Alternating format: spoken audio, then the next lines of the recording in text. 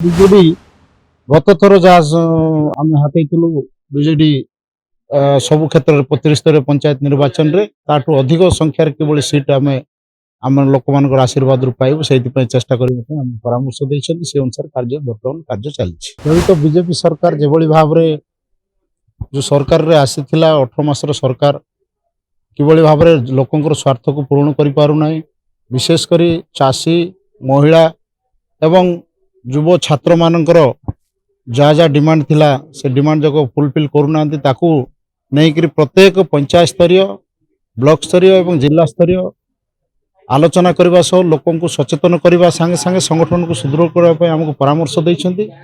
ଏବଂ ଆଗାମୀ ଦିନରେ ନିଶ୍ଚିତ ଭାବରେ ବିଜେଡି ଗତ ଥର ଯାହା ଆମେ ହାତେଇଥିଲୁ ବିଜେଡି ସବୁ କ୍ଷେତ୍ରରେ ପ୍ରତିସ୍ତରୀୟ ପଞ୍ଚାୟତ ନିର୍ବାଚନରେ ତାଠୁ ଅଧିକ ସଂଖ୍ୟାରେ କିଭଳି ସିଟ୍ ଆମେ ଆମ ଲୋକମାନଙ୍କର ଆଶୀର୍ବାଦରୁ ପାଇବୁ ସେଇଥିପାଇଁ ଚେଷ୍ଟା କରିବା ପାଇଁ ଆମକୁ ପରାମର୍ଶ ଦେଇଛନ୍ତି। ସେ ଅନୁସାରେ ବର୍ତ୍ତମାନ କାର୍ଯ୍ୟ ଚାଲିଛି। ନିଶ୍ଚିତ ଭାବରେ ନବୀନ ପଟ୍ଟନାୟକ ଯେତେବେଳେ ବି ନିଷ୍ପତ୍ତି ନିଅନ୍ତି ଆମର ସୁପ୍ରିମୋ, ସବୁ ଦୃଷ୍ଟିରୁ ସବୁ ପ୍ରକାର ଇଣ୍ଟେଲିଜେନ୍ସ ତାଙ୍କର ଦେଖିଲା ପରେ ନିଷ୍ପତ୍ତି ନିଅନ୍ତି। ଯେଉଁ ବ୍ୟକ୍ତି ବିଶେଷ ହେଉନା କାହିଁକି, ଯେତେ ବଡ଼ ପଦବୀରେ ଥାଉ ନା କାହିଁକି, ଯିଏ ଦଳ ବିରୋଧୀ କାର୍ଯ୍ୟ କରିବ ଏବଂ ଜନବିରୋଧୀ କାର୍ଯ୍ୟ କରିବ ତାଙ୍କର ଉପରେ ଆକ୍ସନ୍ ନିଆଯିବ।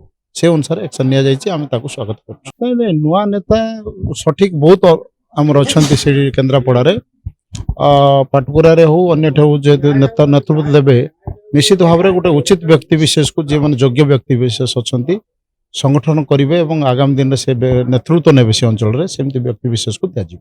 अच्छे टमाटर होंगे पार, दागदार हो गए बाहर, ज्यादा पकने वालों की हो गई हार, ताजा रसीले प्राइम का दावेदार, prime tomato ketchup, fresh and pure.